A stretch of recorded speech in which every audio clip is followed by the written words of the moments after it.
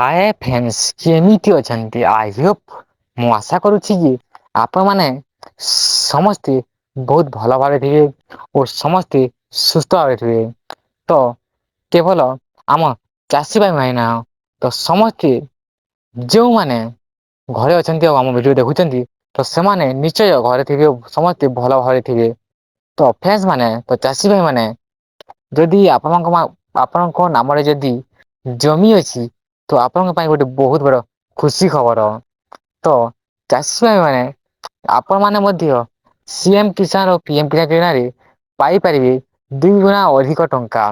ତ କେମିତି ଫ୍ରେଣ୍ଡସ୍ ମାନେ ତ କେମିତି ଚାଷୀ ଭାଇ ମାନେ ଚାଲନ୍ତୁ ଏହି ଭିଡ଼ିଓରେ ଆମେ ସମ୍ପୂର୍ଣ୍ଣ ଭାବେ ଜାଣିନେବା ତ ଚାଷୀ ଭାଇ ମାନେ ସେଥିपूର୍ବରୁ ଆମେ ଆପଣଙ୍କୁ କହିବାକୁ ଯେ ଯେଉଁମାନେ ଆମ ଚ୍ୟାନେଲକୁ ସବସ୍କ୍ରାଇବ କରିନାହାନ୍ତି ଚ୍ୟାନେଲକୁ ସବସ୍କ୍ରାଇବ କରନ୍ତୁ କାହିଁକିନା ଏମିତି ହେଲ୍ପଫୁଲ ଭିଡ଼ିଓ ଆପଣମାନେ ପ୍ରତିଦିନ ଆମ ଏହି ଚ୍ୟାନେଲରେ ଦେଖିପାରିବେ ତ ଚାଷୀ ଭାଇ ମାନେ ତ ଚାଲନ୍ତୁ କଣ ନୂଆ ଅପଡେଟ ଆସିଛି ଆପଣଙ୍କ ପାଇଁ ଓ କଣ ସେଇ ଖୁସି ଖବର ଓ କେମିତି ଆପଣ ମାନେ ଏହି ସିଏମ ଓ ପିଏମ କିଷାନ ଯୋଜନାରୁ କେମିତି ଆପଣମାନେ 2 ଗୁଣା ଅଧିକ ଟଙ୍କା ପାଇବେ ଆସନ୍ତୁ ଜାଣିନେବା। ତ ଚାଷୀ ଭାଇ ମାନେ ଆପଣ ମାନେ ସମସ୍ତେ ଜାଣିଥିବେ ଯେ ଏବେ ଯୋଉଟା ଗୋଟେ ଆଇଡି ଯୋଉଟା ବାହାରିଛି ଫାର୍ମ ଆଇଡି ତ ସେମାନେ ସେଇଟା ତ ଯୋଉଙ୍କ ଜମି ନିଜ ନାମରେ ଅଛି ତ ସେମାନେ କେବଳ ଏହି ଆଇଡି ବନେଇ ପାରୁଛନ୍ତି ଓ କେମିତି ସେମାନେ ମଧ୍ୟ କେବଳ ଏହି ସିଏମ ଓ ପିଏମ ଯୋଜନାରୁ ଟଙ୍କା ପାଇ ପାରୁଛନ୍ତି।